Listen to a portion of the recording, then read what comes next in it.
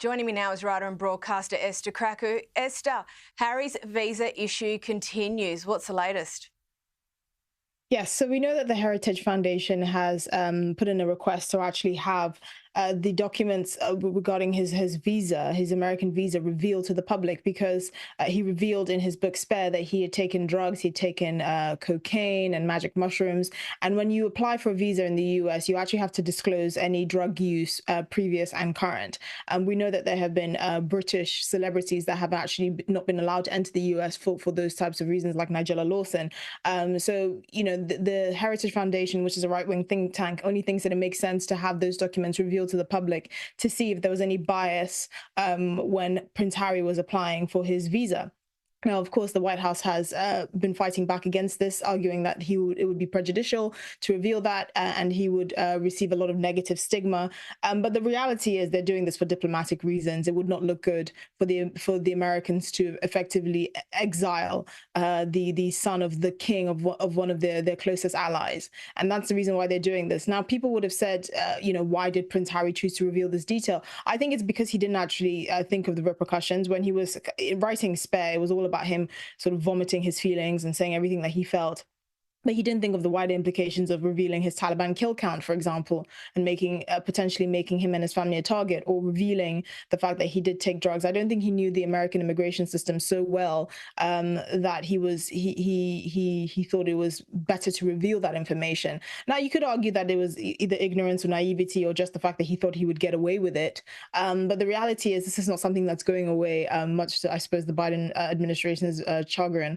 They don't want to reveal that information because it would be a diplomatic nightmare if there were any negative repercussions. If you turn this into a political matter, you will effectively alienate one of your allies, which I don't think the Americans can afford to do. Now, Donald Trump, who we know is running again for a second term in the White House, has been very vocal about his stance on the Sussexes in particular. He's not a fan of Meghan, as he's made very clear. And it looks like his administration, should he come back to the White House, will not be very favorable, will not look favorably on Prince Harry. So this is actually a problem that's not going to go away. And, it begs the question, why did he say this? Why did he do this to himself? And it could also potentially mean that he loses his mansion in Montecito. If his visa is revoked, he'll have no choice but to return to the UK, where he and his wife don't have an official residence anymore. So what will happen there? They don't have automatic rights to armed security, which is a case that he's still arguing with the Home Office over in the courts.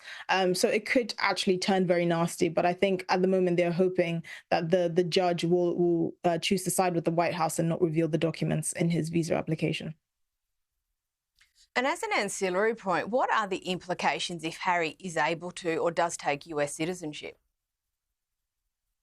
Well, the question is whether he'll even be granted citizenship. So it's not the issue of his drug taking that's the big offense. It's actually about lying. So a lot of any sort of American visa or sort of green card applications or citizenship applications are done on the goodwill of the state. So they're assuming that the applicant is being truthful. If they find that the applicant has withheld information or has purposely lied, which would be revealed if Prince Harry didn't actually state his current or past drug use, then that's grounds to actually refuse his citizenship, which then begs the question, will that kind of sort of snowball into refusing his green card and his actual residency to remain in the US? We don't know what American officials would think about that, what the immigration officials would think. We don't know whether they'll think it's a grave enough offense to actually refuse him grounds to be in the US at all. Which would, of course, have a huge knock-on effect with his life with Meghan and his children. It might have to be a situation where he just commutes back and forth to see his kids from the UK, or he'd have to move his family back to the UK, or he'd have to find somewhere else.